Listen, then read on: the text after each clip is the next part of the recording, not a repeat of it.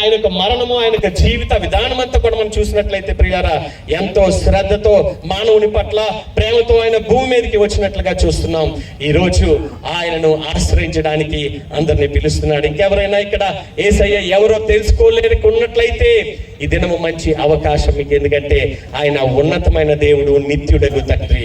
మనకు నిత్యమైన జీవం ఇవ్వాలంటే ఆ నిత్యుడగు తండ్రి వలన మాత్రమే, ఇంకెవరి మాత్రమో మనకి దొరకదు ప్రియులారా. మన జీవితంలో అనేక సార్లు మనం ఏం చేస్తున్నాం అంటే మన సమయాన్ని మనం వృధా చేసుకుంటున్నాం. మన గమ్యం ఏంటి? క్రైస్తవునికి, ప్రతివానికి కూడా మన గమ్యం ఏంటో కూడా తెలియాలి. గమ్యం తెలియకుండా అటు ఇటు వారంటున్న మాటలు, వీరంటున్న మాటలు మనం వింటున్నట్లయితే ప్రియులారా, దేవుని యొక్క రాజ్యాన్ని మనం కోల్పోతూ ఉంటాం. ఒకసారి ఒక అడవిలోనంట ఒక గాడిద వచ్చింది. గాడిద వచ్చి గట్టిగా కేకలు పెడుతుంది, the grass is blue, the grass is blue అంటుందంట. అక్కడ వెంటనే పక్కన ఉన్న పులికి కోపం వచ్చింది. గాడి దగ్గరికి వెళ్ళి అన్నదట, ద గ్రాస్ ఇస్ బ్లూ అంటున్నావు ఏంటి?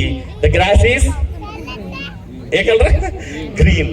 పులికి చాలా కోపం వచ్చింది. గాడి దగ్గరికి వెళ్ళానన్నదట, ద గ్రాస్ ఇస్ గ్రీన్ అని అనగానే ఇద్దరికి కూడా చిన్న ఆల్టర్కేషన్, అంటే చిన్న మాటలు, అలా యుద్ధం ప్రారంభం అయింది. ఇద్దరు అనుకున్నారు, ఇలా కాదు, మనం ఏం చేద్దామంటే lion, king of the jungle దగ్గరికి వెళ్ళి మనం ఒక సలహా తీసుకుందాం, ఆయన ఏదంటే అదే రైట్ అన్నారు.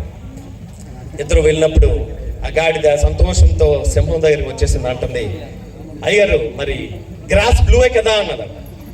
సింహం అన్నదట, నువ్వు బ్లూ అనుకుంటే అది బ్లూవే అన్నది.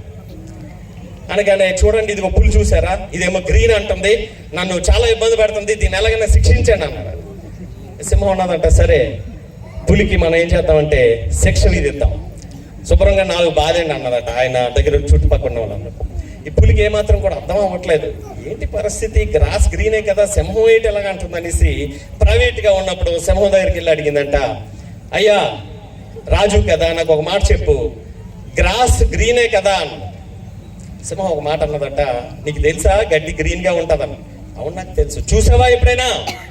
చూసాను. మరి then what is your problem? Why do you want to fight with a donkey? నీకు అన్నీ తెలిసినప్పుడు నీ ఒక గాడిదతో వెళ్ళి యుద్ధం ఆడవలసిన పని ఏంటి?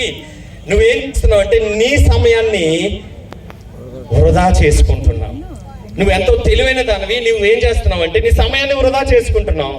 అక్కడితో నువ్వు ఆకుండా నువ్వేం చేస్తున్నావు అంటే వచ్చి నా సమయాన్ని కూడా వృధా చేసావు. నీకు క్వశ్చన్ గ్రాస్ బ్లూ అన్నదా గ్రీన్ అన్నదా రైట్ కాదు, కానీ నువ్వు ఎవరితో మాట్లాడుతున్నావో, నువ్వు నేర్చుకుంటున్నది ఏదో ఆ గమ్యంలో నువ్వు వెళ్లకుండా ఇటు అటు తిరగడానికి మరి సాతాను అనేక రకాలుగా లాగుతున్నప్పటికీ కూడా నిశ్చయంగా నువ్వు నిలబడినట్లయితే ఆ నిత్యుడగు తండ్రి నేను నడిపిస్తాడు, క్షేమానికి నీ గమ్యానికి చేరుస్తాడు. దేవుడి మాటలు దీవించును గాక. ఆమె నా విషయాల మేరీ క్రిస్మస్. థాంక్యూ.